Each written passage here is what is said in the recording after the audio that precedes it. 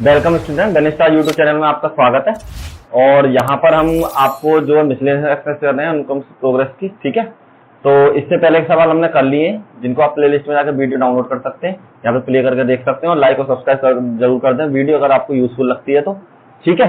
चलिए question number 15 से शुरू करते हैं और आज इस मिसलेनियस एक्सरसाइज को फिनिश करते हैं।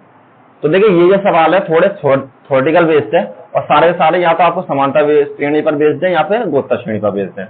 तो सबसे पहला वाला सवाल करते हैं। एक व्यक्ति ने अपने 4 मित्रों को पत्र लिखता है। वह प्रत्येक को उसकी नकल करके 4 दूसरे व्यक्ति को भेजने का निर्देश देता है। एक ने 4 पत्र लिखे और फिर वो अगले 4 से कहता है कि तुम भी 4 पत्र लिखो, ठीक है। उसने यह भी करने को कहता है कि प्रत्येक पत्र पर प्राप्त होने वाले व्यक्ति की इस श्रृंखला को जारी रखें। उसने यह कहा इसको कंटिन्यूअसली करते रहें और यह कल्पना करते करते श्रृंखला ना टूटे और 8वें समूह तक वो पत्र पहुंच जाना चाहिए। तो उसने क्या करा, उसी तरीके भेजते हुए उसने इसी तरीके से ये प्रोसेस कितने स्टेप में किया, 8 स्टेप में। तो ये कह रहा है एक पत्र को जो भेजने का जो खर्चा है वो 50 पैसे है। तो हमें ये पता करना है कि टोटल जितने पत्र गए थे उनको कितने रुपए खर्च हो गए उन सभी के, ठीक है। तो सबसे पहले तो हमें ये पता होना चाहिए कि पत्र कितने थे। थोड़ा इंग्लिश में एक बार पढ़ लेते हैं। A person write a letter to the 4 of his friend, he asked each one of them to copy to the letter and the mail to 4 different persons with instruction that they move that chain similarly. जैसे chain होती है ना, जैसे एक खुले में आपने जेहो देखी होगी, उसमें वो कहता है कि आप 3 की मदद करो, आगे वाले वो 3 की मदद करेंगे, उसी तरीके से प्रोसेस चल रहा है। Assume that the chain is not broken and it is cost 50 पैसे to the mail on the 1 letter. एक की जो कॉस्ट है वो 50 पैसे है। तो find the amount of spend of the 8 set, मतलब टोटल 8 स्टेप हो गई है, 8 सेट हो गए, तो उनके कितने रुपए हो जाते हैं। चलो तो सबसे पहले क्या करते हैं, हम इसमें श्रेणी बना लेते हैं। मान लिया पहले वाले में उसने 4 भेजे और इन चारों ने 4 को भेजे, तो ये कितने हो गए, 4 तक 16, फिर कितने हो गए 64, और इसी तरह कितने तक हो जाएंगे 8 टाइम्स तक, ठीक है। तो यहां लिख दीजिए सीरीज, ठीक। अब यहां पर ए की वैल्यू हो जाएगी आपकी 4 के बराबर और आर की वैल्यू हो जाएगी आपकी, रेशो चाहिए 16/4 बराबर 4। एक चीज और लिखनी पड़ेगी आपको, क्या चीज, एन बराबर दे रखा है आपको 8, ये वाली वैल्यू एन की हो जाएगी। नाउ देखिए अब आपको ये लाइन और लिखनी पड़ेगी, the cost of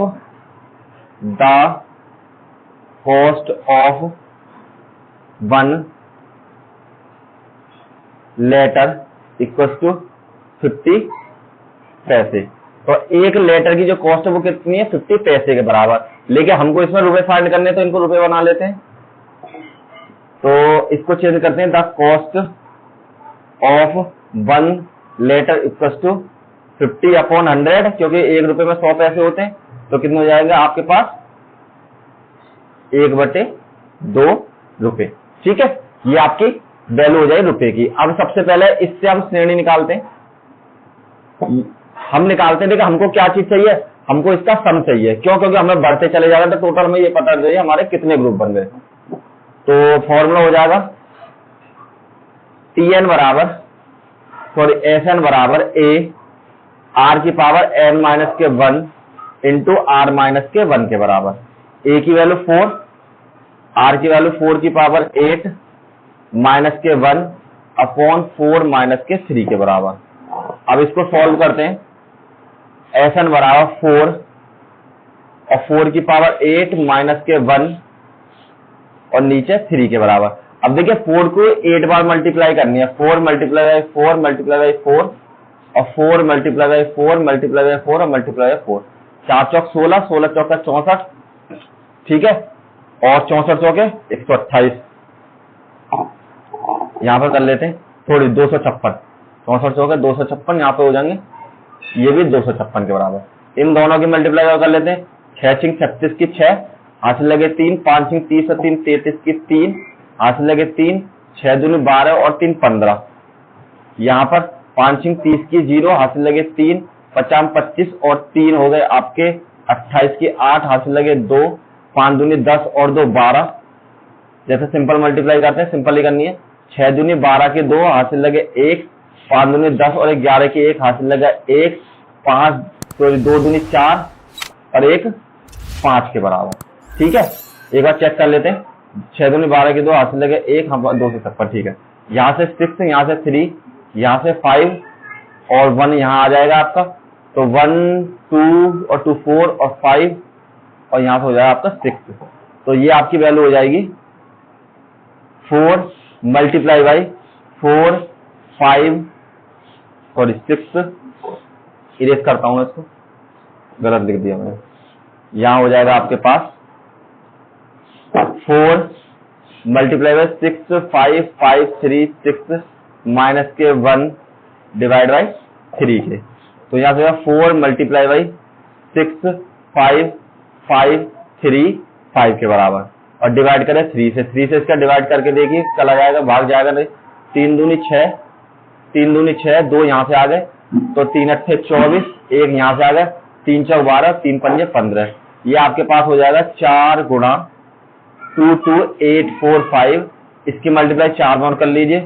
2 2 8 4 5 multiply by 4, 4 पंजे 20 की 0 हासिल लगे 2 और 4 चौक 16 और 2 18 की 8 हासिल लगे 1, 8 चौक 32 और 1 33 की 3 हासिल लगे 3, 4 दूनी 8 और 3 हो गए आपके, 8 और 3 11 हासिल लगे 1 और 4 दूनी 8 और 1 9। ये आपके हो जाएंगे 91380। ठीक है, ये तो हो गया टोटल। अब आपको क्या करना है, कॉस्ट निकालनी है। तो टोटल कॉस्ट हो जाएगी आपकी, total cost of letter equal to 91380 multiply by 1/2, क्योंकि एक की कॉस्ट कितनी है 1/2 रुपीज। तो डिवाइड कीजिए इसको। 2 चौक 8, 2 पंजे 10, 2 छिक्के 12, 2 निम 18 और 0। आपकी जो कॉस्ट हो जाएगी इतने रुपए हो जाएगी 45,690 रुपए। यही आपका आंसर हो जाएगा। ठीक है, चलिए क्वेश्चन नंबर 16। क्वेश्चन नंबर 16 में आपको एक आदमी ने एक बैंक में 10,000 रुपए 5% वार्षिक ब्याज की दर पर जमा किए। जब से रकम बैंक में जमा की गई है तब से 15 वर्ष तक खाते में कितनी रकम हो गई और तथा 20 वर्ष बाद मतलब 20 साल बाद उसकी रकम कितनी हो गई। तो a man deposit ₹10,000 in the bank at the rate of 5% interest और एनुअली और find the amount of 50% years और deposit the amount also calculate of the 20 years. एक तो आपको ये बतानी है 15वें वर्ष का जैसे स्टार्ट होता है तब कितना अमाउंट होता है उसके अकाउंट में और जो आपके 20 साल बाद उसके अकाउंट में कितना पैसा इकट्ठा हो जाता है। तो सबसे पहले लिखते the principal amount equals to 10,000 और आपको जो इंटरेस्ट रेट दे रखा है वो दे रखा है 5% एनुअल। ठीक, अब सबसे पहले सिंपल इंटरेस्ट निकालते हैं क्योंकि उसमें कह रखा है सिंपल इंटरेस्ट है। सिंपल इंटरेस्ट का formula P into R into T और सबसे पहले निकालते हैं हम केवल एक वर्ष के लिए मतलब फर्स्ट ईयर के लिए अपॉन 100। तो यहां लिख देते हैं फर्स्ट ईयर। ठीक, तो ये हो जाएगी 10,000 multiply by 5 multiply by 1 upon 100। 0 से 0 कैंसिल तो आपके पास वैल्यू आ जाएगी जो पहली साल में इंटरेस्ट आया आपका 500 रुपए। अब देखिए इसी तरीके से जो इंटरेस्ट है वो आपका बढ़ता चला जा रहा है। 500 पहली बार मिलेंगे, 500 फिर अगली बार मिलेंगे। तो आपके पास ये हो जाएगी फर्स्ट ईयर में, सेकंड ईयर में, थर्ड ईयर में, इसी तरह चलते चले जाएंगे। तो पहली बार आपको 500 मिले, 500 फिर अगले महीना फिर मिल गए, अगली साल फिर मिल गए तो कितना हो जाएगा 1,000 और फिर अगली बार फिर मिल गए तो कितने हो जाएंगे 1500। यही स्टेप चलता रहेगा कितनी बार तक 14 टाइम्स।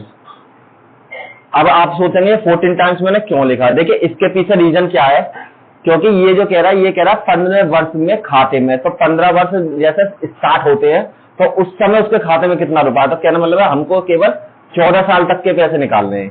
ठीक है, समझ गए नहीं समझ गए, रिपीट कर देता हूं मैं कि आपको जो है यहाँ पर 15 वर्ष के शुरू में ही बताने। तो 15 वर्ष के शुरू में जब बता रहे तो 15वें वर्ष का तो ब्याज मिला नहीं क्योंकि वो तो लास्ट में मिलेगा जाकर।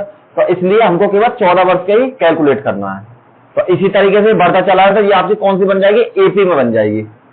तो देखिए ए की वैल्यू हो जाएगी 500, बी की वैल्यू हो जाएगी 1000 माइनस 500 बराबर 500 और एन की वैल्यू हो जाएगी आपकी 14 के बराबर। तो इसी तरीके से ये स्टेप चलते चले जा रहे हैं। तो हमें T14 निकालना है। तो 15वें मतलब 15th ईयर इंटरेस्ट हो जाएगा आपके पास T14 बराबर ए प्लस के 14 माइनस के 1 इंटू डी के बराबर। ए की वैल्यू 500, यहां पर 13 गुणा 500 के बराबर, यहां पर 500 और 13 पंजे 65, तो 6000 हो जाएगा यहां पर, और दोनों को ऐड कर दिया तो 7000 रुपए। तो कहने का मतलब है उसके पास जो 15वें साल में जो इंटरेस्ट मिल गया 14 साल तक, उसको कितना हो गया, 7000 रुपए। तो अमाउंट कितना होगा, 15 ईयर्स या आफ्टर 15 ईयर्स अमाउंट बराबर हो जाएगा 10,000 तो उसने जमा किए थे, प्लस में 7000 रुपए उसे इंटरेस्ट मिल गए, तो टोटल कितने हो गए उसके पास, 17,000 रुपए उसके खाते में हो जाएंगे 15वें साल बस। अब इसी तरीके से आपको 20 साल के निकालने हैं, ठीक है। तो 20 साल के निकाल देते हैं। देखिए फर्स्ट ईयर में 1 ईयर इंटरेस्ट इक्वल टू 500, और इसी तरह 20 साल का जो क्या हो जाएगा, इंटरेस्ट हो जाएगा आपके पास 20 गुणा 500, तो मतलब 10,000 रुपए ये हो जाएंगे आपके पास, ठीक है। ठीक है, अगर आप इस तरीके से नहीं चाहते तो इसको भी इस फॉर्मूले से सॉल्व कर सकते हैं लगाकर, उससे भी वैल्यू आ जाएगी, कोई इशू नहीं है उससे। ठीक, अब तो हमको बताना है 20 आफ्टर 20 ईयर्स, नहीं इसमें आफ्टर नहीं आया, यहाँ 15th ईयर आया था, नहीं आफ्टर 14 ईयर्स है, यहाँ आएगा आफ्टर 20 ईयर्स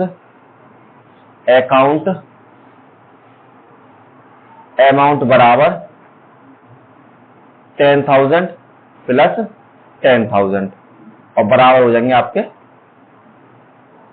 20,000 के बराबर। देखिए एक चीज और बता देता हूं मैं आपको ये जो भी क्वेश्चन दे रखे हैं, अगर इसमें लिखा हुआ है कि ये आपको सीक्वेंस से सॉल्व करने, तो आपको सीक्वेंस से ही सॉल्व करने हैं, क्योंकि आप किसी भी बुक में देखेंगे ना, तो सभी में बुक देख ली या किसी ने कराया हो तो अलग अलग फॉर्मूले से ये क्वेश्चन करा रखे हैं, लेकिन नहीं, आपको जब सीक्वेंस का सवाल दिया है तो आपको सीक्वेंस का ही रूल अप्लाई करना है जरूर। कहीं भी लगाइए, चाहे तो आप एपी लगाइए चाहे आप जीपी लगाइए, वो आपकी मर्जी है, लेकिन करना आपको सीक्वेंस चाहिए। चलिए नेक्स्ट क्वेश्चन, क्वेश्चन नंबर 17। अच्छा सवाल है, इंपोर्टेंट क्वेश्चन है, बोर्ड एग्जाम में आपको पूछा जा सकता है आपके एग्जाम पेपर में। ये क्या है, एक निर्माण घोषित करता है कि उसकी मशीन का अवमूल्यन 15,625 रुपए है, हर वर्ष 20% का अवमूल्यन हो रहा है, डेप्रिसिएशन हो रहा है उसमें, तो 5 वर्ष बाद उसका जो पैसे कितने बचे, कहने मतलब है, चलो एक बार इंग्लिश में आप पढ़ लेते हैं। A manufacturers weakens date the value of machines, तो which cost him the 15,625 will depreciate each year 20%, तो find the estimate value of the 5 years. तो उसका जो डेप्रिसिएशन कहने मतलब कोई मशीन खरीदे, तो मशीन जब खरीदते हैं तो उसकी जो कीमत है धीरे धीरे कम होती चली जाती है, क्यों, उसमें जंग लगती चली जाती है, या उसमें कोई और उसकी, जैसे आप आज गाड़ी खरीद के लाएंगे 10 लाख रुपए की, और आपको 5 साल बाद उस गाड़ी को बेचना चाहते हो 10 लाख रुपए की, बिकी नहीं, ठीक है, उसका पैसे कम होते चले जाते हैं। तो इसी तरीके से इसमें डेप्रिसिएशन कम होता चला जा रहा है। तो देखिए ये जो सवाल है, आप किसी बुक में या कहीं भी देख लीजिए, किसी वीडियो पे देख लीजिए, ये किसी ने आपको जीपी या एपी से नहीं सॉल्व कर रखा होगा, आपको सिंपल फॉर्मूला लगा रखा, इस फॉर्मूले से फॉर्मूला सॉल्व कर रखा है, ए बराबर पी 1 माइनस के R/100 से, जबकि ये तो आपके में है नहीं, ये आपका क्या है, ये आपका फॉर्मूला है उसका कंपाउंड इंटरेस्ट वाले फॉर्मूले से, तो कंपाउंड इंटरेस्ट से तो आपको दिया नहीं है, तो उससे सॉल्व कैसे कर सकते हैं आप इस सवाल को। तो इसलिए मैं आपको इस सवाल को उसी से सॉल्व करके दिखाऊंगा जो आपको जीपी से, सॉरी एपी से, एपी या जीपी से दे रखा है, उसी से सॉल्व होगा ये सवाल, और किसी से नहीं करना आपको। तो ये सवाल आपको बिल्कुल उसी तरीके से सॉल्व करना, क्योंकि एग्जाम नंबर काट सकता है यदि आप इसको और किसी तरीके से करते, क्योंकि ये तो आपके सिलेबस में नहीं है। अगर आपने कंपाउंड इंटरेस्ट से आपने इस सवाल को क्वेश्चन को सॉल्व कर दिया, लेकिन कंपाउंड इंटरेस्ट तो आपके सिलेबस में नहीं है, तो वो एग्जामिनर की मर्जी है, वो आपको उस क्वेश्चन का नंबर दे या नहीं दे, ठीक है। तो सबसे पहले क्या करते हैं, द कॉस्ट ऑफ क्या दे रखा, मशीन, मशीन की जो कॉस्ट है वो है 15,625 रुपए, और इसका जो डेप्रिसिएशन हो रहा है वो हो रहा है आपके पास 20% पर ईयर। ठीक है, और आपको टोटल ईयर्स दे रखी हैं कितनी, 5 के बराबर। तो 5 साल के लिए निकालना, तो सबसे पहले हम इसका सीरीज बनाते हैं। तो मैंने मान लिया कि उसके पहली साल जो कॉस्ट थी कितनी थी, 15,625 रुपए थे उसके पास। ठीक, मतलब उसकी जो मशीन की कॉस्ट थी 15,625 रुपए के बराबर थी। तो ये हो जाएगा 15,625 रुपए। अब 15,625 रुपए पे 20% हमने डेप्रिसिएशन कर दिया, तो डिवाइड किया यहां से 20 पंजे 100, यहां से जो 5 दिया 15, और 5 एकम 5, 5 दूनी 10 और 5 25, 3125 रुपए उसके कम हो जाएंगे। तो मतलब है 15,625 और माइनस 3125 के बराबर। तो यहां पर 0, यहां पर 0, यहां पर 5 और यहां पर 12, तो उसका मूल्य कितना रह गया, 12,500 रुपए। अब उसका मूल्य हो गया दूसरी साल में। ठीक है, तो यहां पर कर लेते हैं, दूसरी साल में हो जाएगा 12,500 रुपए। ये फर्स्ट ईयर और ये आपका सेकेंड ईयर में हो जाएगा। ठीक, और इसी तरीके से अगर आप दोबारा कैलकुलेट करते हैं फिर इसका 20% डेप्रिसिएशन कर लीजिए। यहाँ पे यही सीरीज आपकी चलती रहेगी कितनी बार तक, 5 टाइम्स तक। तो अब हमको क्या करना है, देखिए इसमें जो डेप्रिसिएशन हो रहा है वो होता है आपका, ये आप देखेंगे कि हर बार अमाउंट आपकी वैल्यू चेंज होकर आएगी। तो ये जो डेप्रिसिएशन होगा आपका गुप्त श्रेणी के बेस में होगा, मतलब जीपी के फॉर्म में। तो ए बराबर मान सकते हैं हम 15,625 और आर बराबर मानेंगे 12,500 बटे में 15,625 के बराबर। इसको कैंसिल कीजिए, 12,500 बटे में 15,625, 5 से कैंसिल कीजिए, 5 दूनी 10, 50 25, 0 के 0, 0 के 0, 5 से 15, 5 में 5 और ये आएगा 3125। यहां से काटिए 500 और 5 30, 5 दूनी 10, 50 25 के बराबर। फिर काटिए 5 से 100 बार और 5 में 5, 5 दूनी 10, 50 25। तो फिर 5 से काटिए, 20 से काट दीजिए, 20 से चला जाएगा 4 बार, 20 चौका 100, सॉरी 20 से नहीं 25 से काटिए, 25 चौका 100 और 25 पंजे 125। तो आर की वैल्यू हो जाएगी आपके पास 4/5 के बराबर। तो आपको एन की वैल्यू पता है कितनी दे रखी है, 5। तो हम निकालते हैं T5 बराबर ए की पावर सॉरी आपके पास फॉर्मूला हो जाएगा T5 बराबर ए मल्टीप्लाई आर की पावर n माइनस के 1। फॉर्मूला गलत हो रहा बार बार, मुझे चाहिए n वापस का। ठीक है, अब देखिए यहां पर एक छोटा सा चेंज और करना पड़ेगा आपको। ये आपको जो क्वेश्चन में दिया है वो दिया है आपको 5 वर्ष बाद। तो कहने का मतलब 5वें वर्ष का जो डेप्रिसिएशन है वो भी इसमें ऐड होना चाहिए। तो हम इस वैल्यू को क्या करेंगे कि 5 वर्ष बाद को हम इसको 6 कर बढ़ा लेंगे। ठीक है, तो यहां पर फॉर्मूला हो जाएगा AR6 माइनस के 1 के बराबर। क्यों, क्योंकि 5 वर्ष का भी हमें ऐड करना है। तो ये भी आपकी वैल्यू हो जाएगी 6 के बराबर। ठीक, अब यहां पर हो जाएगा 15,625 गुणा आर की वैल्यू 4/5 की पावर 5 के बराबर। इसको सॉल्व कीजिए, 15,625 गुणा 4/5 गुणा 4/5 गुणा 4/5, इसी तरीके से 5 बार इसको कर लेते हैं। ठीक है, अब 5 से कैंसिल कीजिए, चलिए यहां लिख लेते हैं क्योंकि कैंसिल के लिए वहां जगह नहीं है। और इसको तो इरेज कर ही देता हूं, ये तो आपको समझ में आ गया हो। चलो रहने दो, चलो नेक्स्ट पेज पे चलते हैं। नेक्स्ट पेज पे चलते हैं, तो आपके पास हो जाएगा यहां पर सॉरी नेक्स्ट पेज पर जो हो जाएगा 15,625 गुणा 4/5 गुणा 4/5 गुणा 4/5 गुणा 4/5 गुणा 4/5। ठीक है, ये आपके बराबर मैंने ये वैल्यू लिख ली। तो यहां हो जाएगा, और आप चाहो ना यहां पर ये नहीं लिख के ये भी लिख सकते हो, आफ्टर 5 ईयर्स। ठीक है, कॉस्ट ऑफ मशीन ऐसे भी लिख सकते हो। तो यहाँ पर हो जाएगी कॉस्ट के बराबर हो जाएगी आपके पास, 5 से कैंसिल कीजिए इसको, 5 से 15, 5 एकम 5, 5 दूनी 10, 5 25, फिर 5 से कैंसिल कीजिए, 5 छिंग 30 और 5 दूनी 10 और 5 25, फिर 5 से कैंसिल कीजिए इसको, 5 एकम 5, 5 दूनी 10 और 5 25, 5 से फिर कैंसिल कीजिए 25 बार और 5 से फिर कैंसिल कीजिए 5 बार। तो आपके पास बचेगा 5 गुणा 4 गुणा 4 गुणा 4 गुणा 4 बार। तो 5 चौक 20 और 20 चौक 80, तो यहाँ हो जाएगा 80 और 4 चौक 16, 16 चौका 64, 64 आपका यहाँ पर आ जाएगा। यहाँ पर 0, यहाँ पर 8 चौक 32, यहाँ पर 0 और 8 छिंग 48, तो ये आपके पास आ जाएगा 0, 0, 2, 1 और 5। तो आपकी जो मशीन की कॉस्ट है वो हो जाएगी 5120 रुपए के बराबर। तो यहाँ लिख सकते हैं after 5 years the cost of machine equals to 5120 रुपए। ठीक है, ये मैंने बिल्कुल आपको उसी तरीके से कराया सवाल जिस तरीके से आपको करना चाहिए, इसी तरीके से आपको एग्जाम में सॉल्व करना है, तो आपका बिल्कुल भी सवाल गलत नहीं होगा। देखिए क्वेश्चन नंबर 18 में क्या दिया है आपको, किसी कार्य को कुछ दिनों में पूरा करने में 150 कर्मचारी लगाए गए, मतलब कोई वर्क कंप्लीट करने के लिए 150 लोगों को बुलाया जाए वर्कर्स से, दूसरे दिन 4 वर्कर छोड़कर चले गए और तीसरे दिन फिर 4 वर्कर छोड़कर चले गए, और इस प्रकार अब पूर्ण कार्य में 8 दिन एक्स्ट्रा लग जाते हैं, तो दिनों की संख्या ज्ञात कीजिए। देखिए ये वाला जो क्वेश्चन है ये भी आपको श्रेणी के प्रोसेस से करना है, हो सकता है किसी ने आपको सिंपल प्रोसेस से करा रखा, लेकिन उस तरीके से नहीं करना, आपको श्रेणी यूज करके ही करना है। 150 workers are the engaged to the finish the job in the certain number of the days, 4 workers dropped out on the second day and 4 more workers dropped out on the third day.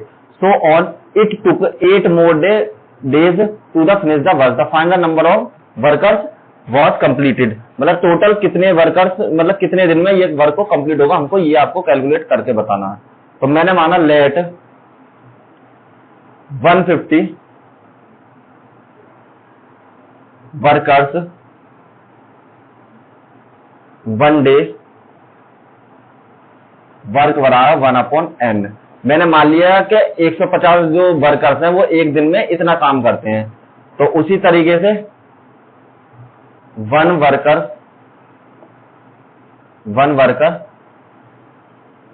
1 day work, एक दिन में कितना काम करेंगे 1/150 n के बराबर। लेकिन हमारे पास वर्कर कितने हैं टोटल 150 वर्कर्स, तो 150 वर्कर्स का मतलब हो जाएगा 150 वर्कर 1 डे वर्क बराबर 150, मतलब एक दिन में एक वर्कर इतना करता है, तो 150 वर्कर कितने करेंगे 150 n के बराबर।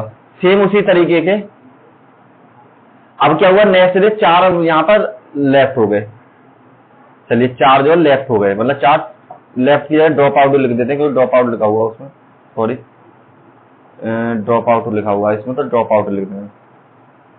तो 4 ड्रॉप आउट हो गए आपका, ड्रॉप आउट, तो फिर हो गए 146 वर्कर्स 1 डे वर्क बराबर 146/150। देखिए काम तो इतना होना चाहिए था, लेकिन 4 लोगों ने कम हो गए, तो 4 लोगों ने उतना काम कम कर दिया। सेम उसी तरीके से 4 और ड्रॉप आउट हो गए, तो यह हो जाएगा 142 वर्कर्स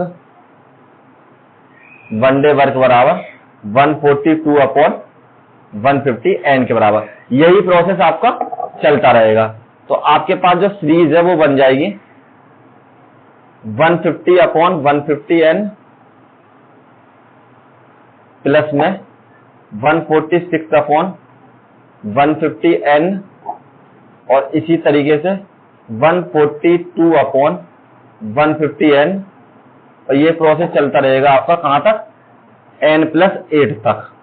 अब देखिए आप ये कैलकुलेट कीजिए, मैंने n+8 क्यों माना, क्यों, क्योंकि काम करने में मैंने मान लिया कितने दिन लग रहे थे, n दिन लगने चाहिए थे उन्हें, और कितने दिन एक्स्ट्रा हो गए 8 दिन और एक्स्ट्रा हो गए, तो इसलिए टाइम जो हो जाएगा हमारे पास, चाहो तो यहां लिख देता हूं, टाइम बराबर n+8 हो जाएगा। अब क्या करते हैं हम इसमें से 150 कॉमन ले लेते हैं पूरी सीरीज में से, और n भी 150, n मैंने कॉमन ले लिया तो यहाँ हो जाएगा 150 प्लस में 146 प्लस में 120 और इसी तरीके से चलता चला जाएगा n प्लस पे 8 के बराबर। अब देखिए सबसे जरूरी चीज क्या है इसमें, ये तो आपने सीरीज बना ली, लेकिन हमको इन सबको वर्कर्स को मिलाकर जो वर्क करना है वो कितना वर्क करना है, एक काम को कंप्लीट करना है। ठीक है, मतलब सभी वर्कर्स को मिलाकर हमको जो टोटल वर्क करना है वो कितने बराबर करना है, एक काम के बराबर करना है। हमेशा जब आप आगे प्रोबेबिलिटी पढ़ेंगे तो आपको पता पड़ जाएगी हमेशा जो वर्क की होता है वो हमारा 1 के बराबर ही होता है। किसी ने काम किया किसी ने काम नहीं किया, दोनों जोड़कर काम कितना हुआ है वो काम के बराबर हो जाता है। तो कहने मतलब है अब हमारे पास हो जाएगा टोटल वर्क बराबर 1/150n 150 146 प्लस इसी तरीके से n प्लस के 8 टाइम्स और यहां पर बराबर में 1 के बराबर। ये हो गया आपका वर्क के बराबर, मतलब एक काम को कंप्लीट करना है। नेक्स्ट पेज पे चलते हैं। 150n 150 146 इसी तरीके से n प्लस के 8 और बराबर 1 के। सॉल्व कीजिए इसको। देखिए इसमें a की वैल्यू तो हो जाएगी 150 और d की वैल्यू ये आपकी सबसे पहले तो गुत्तर श्रेणी नहीं बननी है, यहाँ पर समानता श्रेणी बननी है आपकी। तो 146 माइनस के 150 बराबर माइनस के 4 के बराबर। तो यहाँ हो जाएगा 1/150n और a की वैल्यू है, देखिए इस फॉर्मूला क्या है समय का, जो रोजाना काम जुड़ता चला जा रहा है तो सबका काम जोड़ना है, तो यहाँ पर फॉर्मूला है सम वाला n/2 2a प्लस में n माइनस के 1 इंटू d के बराबर। तो n की वैल्यू है n प्लस के 8/2 और यहाँ पे हो जाएगी 2 मल्टीप्लाई बाई 150 प्लस में n प्लस में 8 माइनस के 1 मल्टीप्लाई बाई d की वैल्यू है माइनस के 4 के बराबर और बराबर हो जाएगा आपका 1। इसको आपको सॉल्व करना है। तो यहाँ पर हो जाएगा n प्लस के 8/2, ये 150 को इधर भेज देते हैं मल्टीप्लाई में और यहाँ पे हो जाएगा आपका 15 दूनी 30, तो 300 था आपका, ये हो जाएगा प्लस में n प्लस में 7 और माइनस के 4 बराबर में 150 n के बराबर। मल्टीप्लाई कीजिए यहाँ से हो जाएगा n प्लस में 8, यहाँ से 300, यहाँ पर मल्टीप्लाई करिए माइनस के 4n और माइनस के 28 बराबर में 150 n के बराबर और मल्टीप्लाई बाई 2। इस 2 को मैं मल्टीप्लाई में इधर ले आया, तो यहाँ पर क्या हो जाएगा n की मल्टीप्लाई कर दीजिए सब में, तो यहाँ हो जाएगा 300n माइनस के 4n स्क्वायर माइनस के 28n।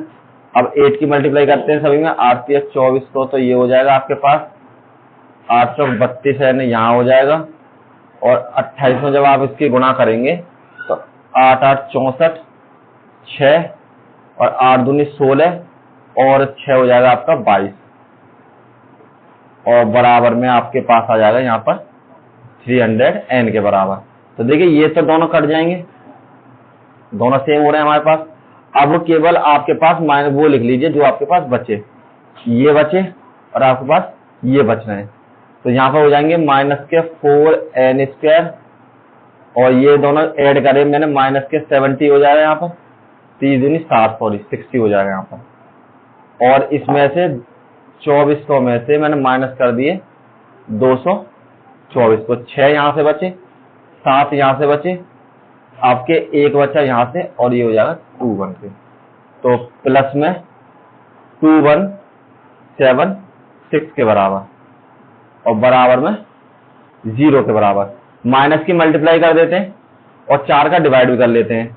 चलिए तो यहाँ पे हो जाएगा 4 का डिवाइड हो जाएगा, इसमें काट के देखते हैं, 4 पंजे 20 और एक यहाँ से 4 तो हो जाएगा। तो यहाँ से हो जाएगा -4 से भाग कर देते हैं तो n स्क्वायर और प्लस में 4 एकम 4 और 4 पंजे 20 n और यहाँ पे हो जाएगा माइनस के 4 पंजे 20, एक यहाँ से 4 चौक 16, 4 चौक 16 बराबर में 0। और ये आपकी क्या होगी क्वाड्रेटिक इक्वेशन बननी, इसको सॉल्व करते हैं। सॉरी यहाँ पर जगह नहीं है, चलो इसको इरेज कर लेते हैं फिर पीछे पेज पे। तो इसको यहाँ पर इसको तो रहने देते हैं, नीचे से शुरू इरेज कर लेते हैं, क्योंकि ये आपको जरूरत पड़ेगी कि ए की वैल्यू कहाँ से लगाई थी मैंने 150।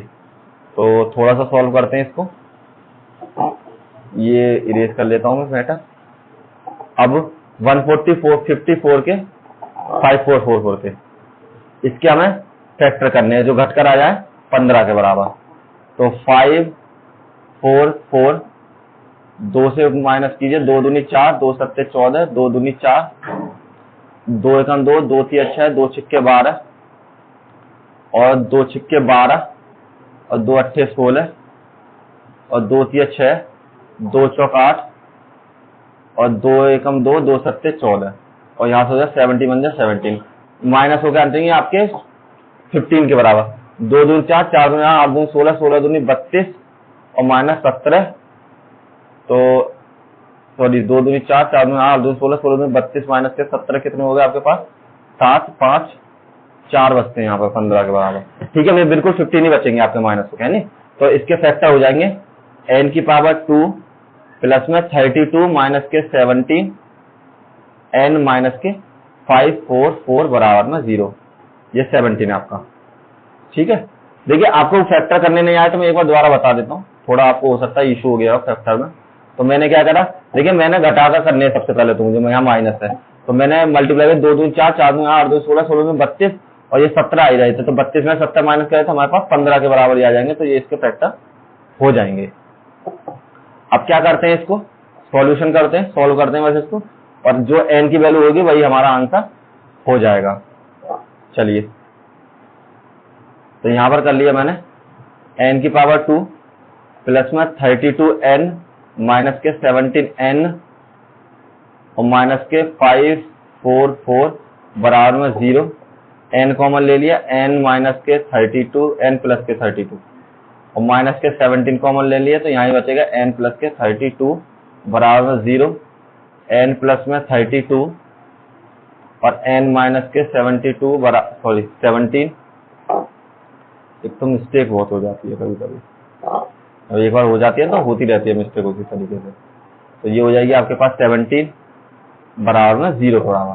फर्स्ट n माइनस के n प्लस के 32 बराबर 0, तो n बराबर हो जाएगा आपके पास माइनस के 32। तो ये एक नेगेटिव है तो इसे छोड़ देंगे। नेक्स्ट, क्योंकि हमारे जो वर्क है वो कभी नेगेटिव तो नहीं हो सकता, माइनस 17 बराबर 0, n बराबर 17। तो टोटल डेज ऑफ वर्किंग बराबर 17 डेज के बराबर। और यही आपका आंसर हो जाएगा। ये आपका लास्ट क्वेश्चन था। ये एक्सरसाइज हमारी यहीं पर समाप्त हो जाती है। और इसके क्वेश्चन अच्छे से प्रैक्टिस कर लें थोड़े से, क्योंकि आपको कंफ्यूजन हो सकती है एग्जाम में, तो इसलिए थोड़ा प्रैक्टिस करें। और मैंने जो सवाल आपको जीपी के फॉर्म से कराया, आप जीपी के फॉर्म से इनको सॉल्व करें और ज्यादा बच्चों को शेयर करें। और आपको अगर वीडियो पसंद आती है और आपकी यूजफुल होती है तो उसको सब्सक्राइब करें और लाइक जरूर करें, और जहां से ज्यादा से ज्यादा शेयर करने की कोशिश करें। Thank you student.